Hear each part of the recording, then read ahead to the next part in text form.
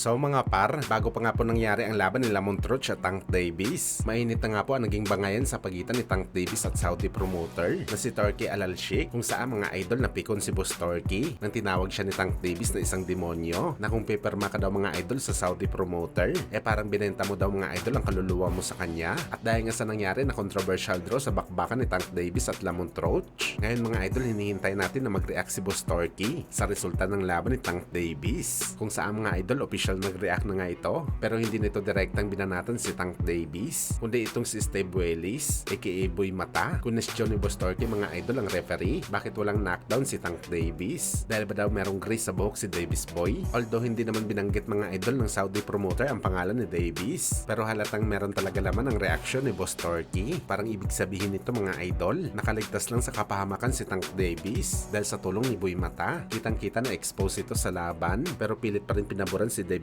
Boy. Subalit para sa sariling opinion natin mga idol, advantage naman talaga para kay Boss Turki na matalo si Tank Davis sa laban. Isa lang kasi ang kasunod nito mga idol, magkakaroon na ito ng malaking tsansa para makuha ang loob ni Tank Davis na lumaban under sa promotion ni Boss Turki. Samantala matapos nga po mapabalita kahapon na posibleng mabawian ng draw itong si Tank Davis kapag nakitaan ng New York Boxing Commission na merong pagkakamali sa naging knockdown ni Tank Davis sa round 9, kung saan dahil formal na po pinaasikaso ni Lamont Roach mga idol sa kanyang abogado na umapila sa commission para baguhin ang resulta ng laban nila ni Davis Boy. Ayon sa article na sinabi ng abogado ni Roach mga idol, hindi lang basta decision sa scorecards ang posibleng pagkatalo ni Tank Davis dito, kasama na dito mga idol ang technical knockout loss, at ito ang pinakamasakit na part mga idol para kay Tank Davis. Sakali makuha nito ang talo via TKO loss pa sa ganitong sitwasyon mga idol, tagilid talaga si Tank Davis dito. Wala siya magagawa sa pag-apilan ni Lamont Roach, kundi maghintay lamang sa resulta kung talo ba siya o hindi. Mahirap banggain mga idol ang ganitong kaso dahil nakarecord ang pagluhod ni Davis Boy sa laban. Sakali makatanggap pa si Roach mga idol ng suporta sa malalaking tao kagaya na lang ni Turki Al-Sheikh para i-pursue ang apilan nito kay Davis Boy, wala na, katapusan na talaga ni Gervonta Davis.